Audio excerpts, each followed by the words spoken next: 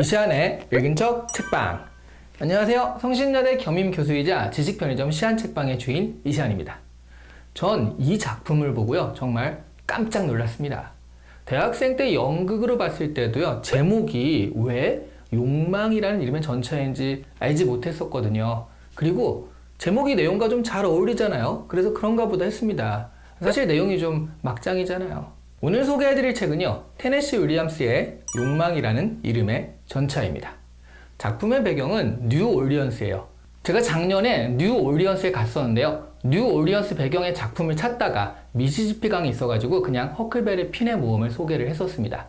이 작품을 할 걸 그랬어요. 완전 뉴올리언스 배경에 뉴올리언스의 정서가 살짝 묻어 있더라고요.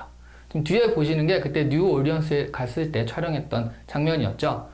뉴올리언스는요, 프랑스 땅이었다가 미국령이 된 곳이어서 건물들이 상당히 이국적입니다.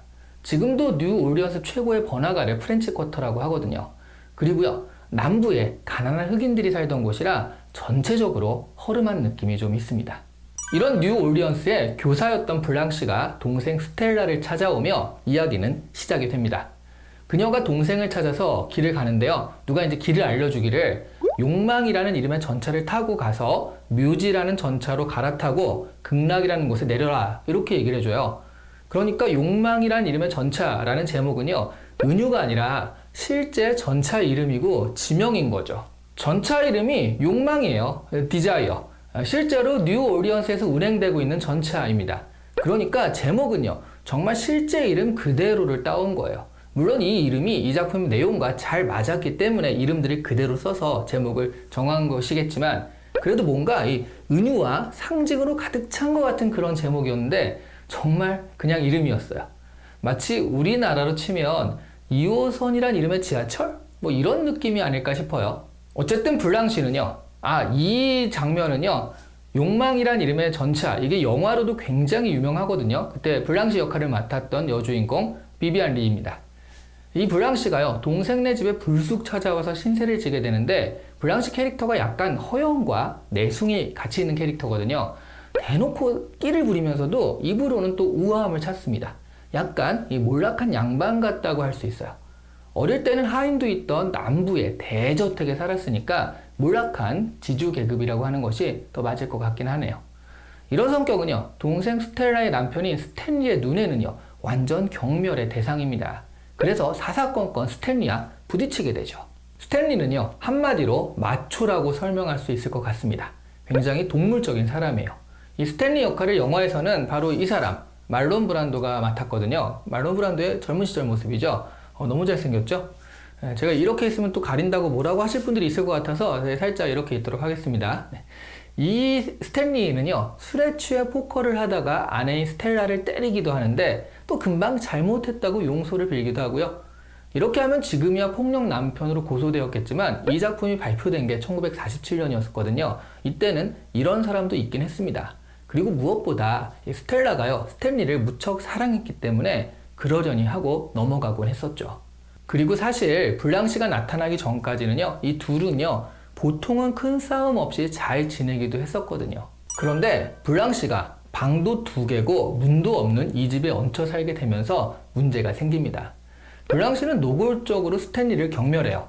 당연히 스탠리도 블랑시를 싫어하고요. 그러다가 블랑시는 스탠리의 친구인 미치를 꼬셔내서 결혼 직전에 이르게 되는데요. 스탠리는 블랑시의 고향 마을 사람들을 만나서 블랑시의 이야기를 들어요. 문란한 사생활 때문에 고향 마을에서 쫓겨오게 되었다는 것을 알게 되죠. 그리고 이런 이야기를 친구인 미치에게 해서 결국 결혼 이야기는 없었던 것이 되고 맙니다. 당연히 스탠리와 블랑시의 갈등은 극에 달합니다. 그러다가요, 임신했던 스텔라가 아이를 낳게 되며 병원에 간 사이에 스탠리는 블랑시를 겁탈해버려요. 사실 대학생 때 이 줄거리를 보고 완전 깜짝 놀랐거든요. 그렇게 싫어하더니 저게 뭐야? 막 이런 느낌이었어요. 이야기가 그렇게 흘러가게 될 줄은 몰랐습니다. 그래서 지금도 약간 막장의 원조 이런 식으로 기억을 하고 있는 것 같아요. 블랑시는 정신이 조금은 나가버리고요, 결국 정신병원에서 온 사람들에 의해 끌려가면서 작품은 끝이 납니다. 이 작품은요, 극명한 이분법적 대립을 보여줍니다. 몰락한 이상과 차가운 현실, 행복했던 과거와 가난한 지금, 이런 것들이죠. 그렇다고 블랑시가 완벽하게 과거와 이상을 상징하는 것도 아닙니다. 현실에 적응하지 못한 블랑시는요, 욕망이란 수단을 통해서 현실을 살아가거든요. 하지만 수단 자체가 욕망이다 보니까 도착한 곳은 극락은커녕 거의 그 반대라고 할 수 있는 곳이었습니다. 욕망이란 이름의 전차는요, 연극을 염두에 두고 창작한 희곡 작품으로요, 내용뿐 아니라 무대, 소품 등을 활용한 상징들로도 아주 유명한 작품입니다. 이런 상징들이 이분법적 구도를 더 선명하게 하거든요. 그리고 영화로도 엄청나게 히트를 해가지고요, 지금도 우리가 욕망이라는 이름의 전차는요, 영화로 기억을 많이 하고 있죠. 하지만 제가 이번에 책을 보면서 조금 더 주목해서 봤던 것은요, 그런 조금은 뻔할 수 있는 부분이 아니라 블랑시의 태도였습니다. 블랑시는요, 거짓말을 늘어놓으면서도 그것을 거짓이라고 생각하지 않습니다. 그렇다고 진실이라고 스스로를 속이는 것도 아니에요. 블랑시의 표현으로는요, 진실이라기보다는 진실이어야만 하는 것이죠. 바로 그 진실이어야만 하는 것에 맞춰서 자신을 표현하고 행동하게 되는데요. 그것을 맞춰주는 사람만 있으면야 문제가 없겠지만 그런 역할 놀이를 거부하는 사람에게는요, 그냥 거짓말하는 사람에 불과합니다. 그래서 스탠리와 극단적으로 대립을 하게 되죠.